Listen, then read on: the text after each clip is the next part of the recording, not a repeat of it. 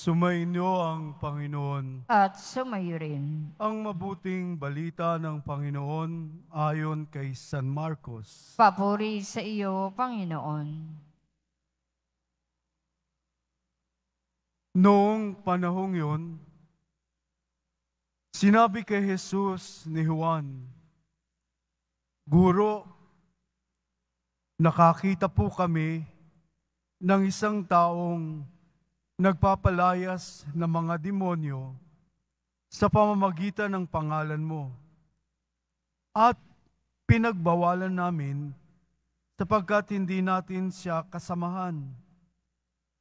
Ngunit sinabi ni Jesus, "Huwag ninyo siyang pagbawalan, sapagkat walang taong matapos gumawa ng kababalaghan sa pangalan ko, ang agad magsasalita ng masama laban sa akin.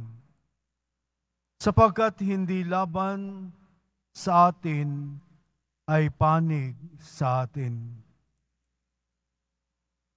Mga kapatid, ang mabuting balita ng Panginoon. Pinupuri ka namin, Panginoong Heso Kristo. Magsiupo ang lahat.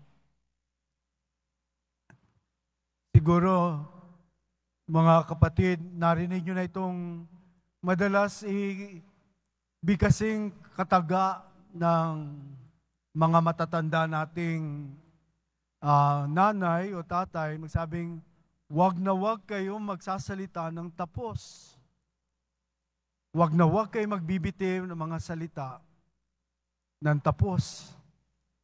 So narinig po natin ang ating unang pagbasa at sinasabi po ni Santiago, "Hindi ninyo alam kung ano ang mangyayari sa inyong buhay. Ito ang dapat ninyong sabihin kung loloobin ng Panginoon." Kaya't minsan sinasabi natin, "Naku, ay, ang galing-galing mo. Pag ikaw ay hindi nakakapit sa Diyos, ay talaga, pinagsikapan ko yan." Hindi yung kataga na sinasabing, dahil sa awa ng Diyos, kaya ito'y nangyari.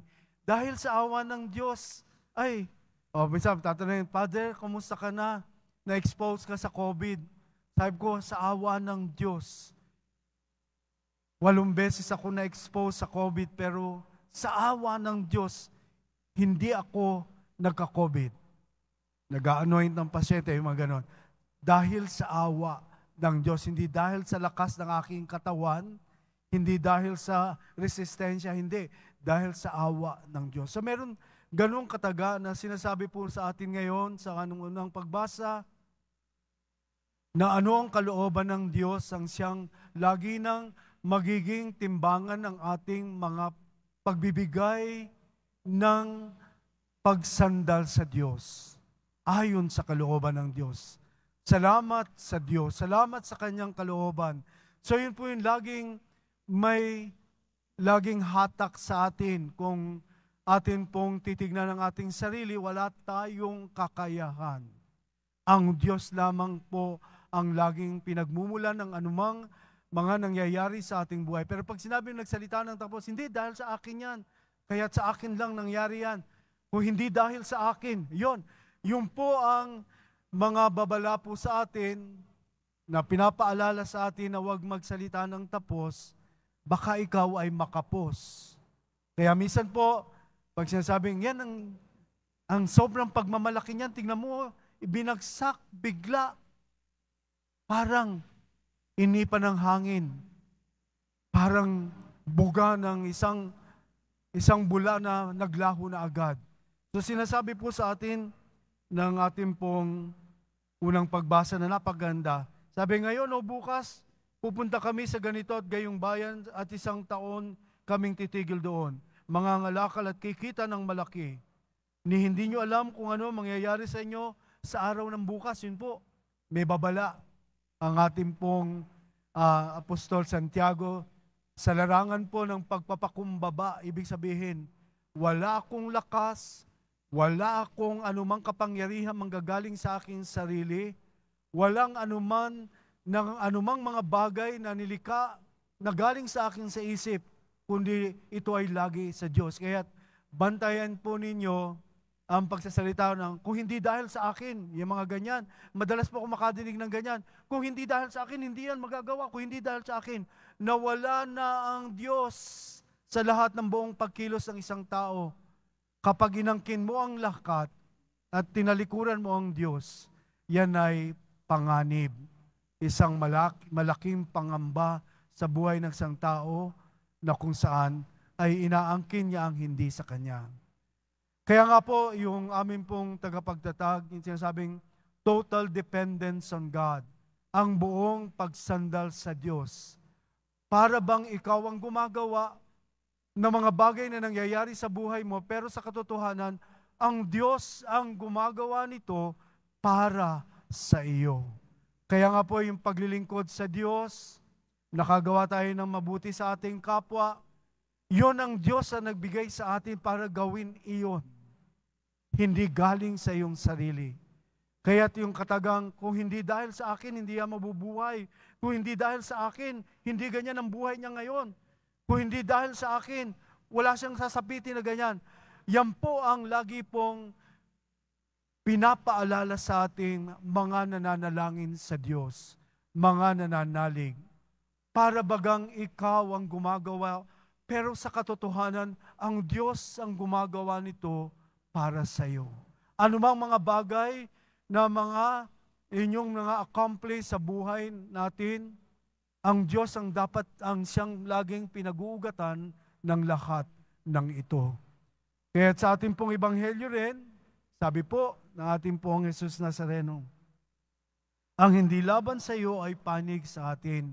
Kaya nga po yung mga kataga na dahil sa Diyos, dahil sa ngalan ng pong Jesus Nazareno, sa ngalan ni Jesus, ang lahat ng ito ay naganap.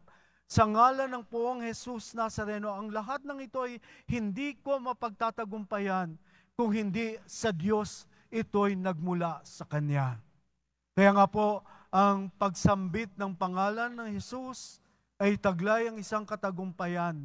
Hindi nanggagaling sa sarili, hindi nagbubuhat ng sarili, at hindi sumasandal sa kapangyarihan ng sarili sapagkat walang kapangyarihan ang ating sarili. Ang Diyos lamang ang nagkakaloob nito. Kaya sinasabi, pagpapakumbaba, kapag ang isang tao ay hindi nakakaramdam ng pagpapakumbaba sa pagharap sa Diyos at ang lagi ng kanyang ibinuboost, yung kanyang itinutulak kay ang kanyang sarili, kawawa ka, ibabaksak ka. Kasi bakit? Hindi sa iyo nagmumula ang anumang kapangyarihan. At hindi sa iyo nanggagaling ang lahat ng mga bagay na iyong napangahawakan. Ito'y nanggagaling sa Diyos. Kaya nga po, ang sabi po ni Santiago Apostol, sandaling lumilitaw at pagdakay nawawala. Parang aso. Ang buhay na ito ay parang aso, sandaling lumilitaw at pagdakay nawawala. At ito ang sinasabi po sa atin ngayong gabing ito, ito ang dapat ninyong sabihin, kung loloobin ng Panginoon at nabubuhay pa kami, gagawin namin ito o iyon. Ngunit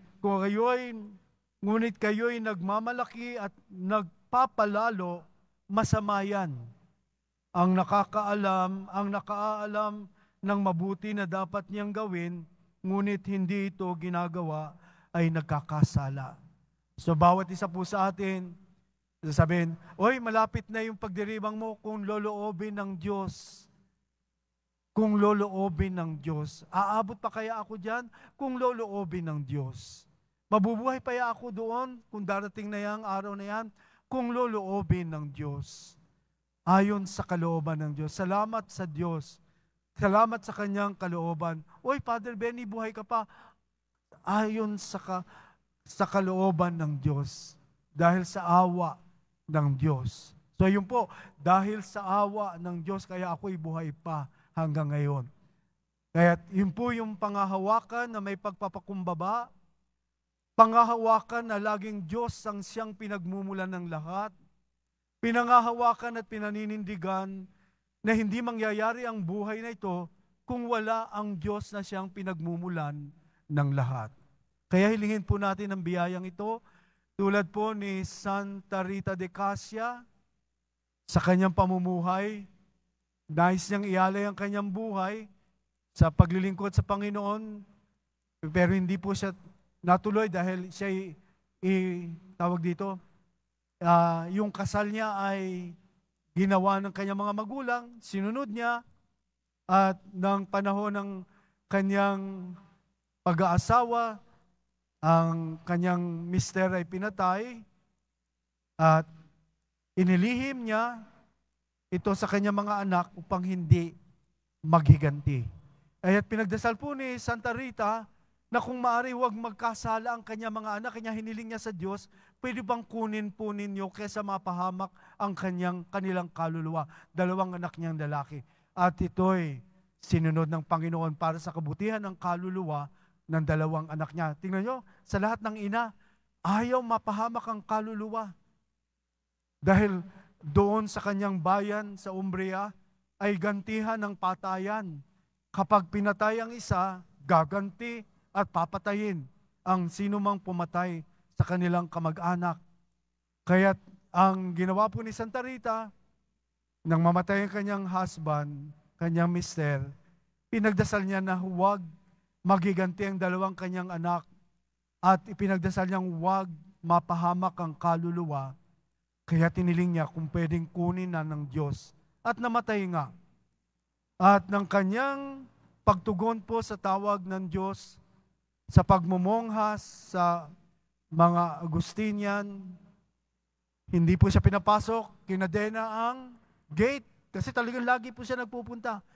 Inilipad siya ng anghel at nakita na lang ng mga mongha na nasa loob siya ng chapel. Miracle, pinagmilagro kasi sinasabing siya po'y patron ng mga imposible, naganap ang pagtugon niya sa Diyos. Siya'y nabuhay hanggang 70 years old na mongha, na maraming milagro po ang mga naganap sa kanyang pamumuhay bilang isang mongha, na ang kanyang penitensya, pag-aayuno, sakripisyo ng paghahagupit sa kanyang sarili, ang paglalagay ng kadena sa kanyang mga binti, ay pang-araw-araw niya para sa kaligtasan ng kaluluwa. Kaya tilingin po natin ang matinding pag-ibig po ni Santa Rita de Casia sa Panginoon. Siya'y biyuda, naging mongha, at ang mga milagro ng pinagkaloob ng ating pong Jesus Nazareno sa kanya, kaya't siya'y ginaguriang patron ng mga imposible, patron ng kapayapaan, sapagkat pinatawad niyang pumatay sa kanyang mister, at dahil sa nga ayaw niyang mapahamak ang kaluluwa ng kanyang 2 anak na lalaki, hiniling niya sa Diyos, kunin na, kaysa mapahamak pa ang kaluluwa. So, huwag kayong magsasalita ng tapos, ng may kayabangan. Mabala po ito sa atin ngayon. Yung magsasabi niyan, kung hindi sa akin, hindi yan magiging ganyan. Kung hindi sa akin, wala siya ngayon, hindi pwedeng ganyan ang buhay niya. Huwag po. Alalahanin natin ng Diyos. Ang lahat ng ito ay sa Kanya nagmumula. Huwag tayong maging palalo, huwag tayong mapagmataas, huwag tayong mapagmayabang, huwag tayong maging parang makapangyarihan sa ating sarili. May Diyos na masigit pa. May Diyos na dapat nating sandalan, na dapat nating panaligan, na dapat nating may pag-ibig na taglay sa pang-araw-araw. Pag inibig po natin ng Diyos, puspos tayo ng pagpapakumbaba. Ang isang taong hindi umiibig sa Diyos at kumikilala ay may pagmamataas at pagiging palalo. Ang isang taong hindi umiibig sa Diyos ay nanunoon sa kanyang sariling kapangyarihan.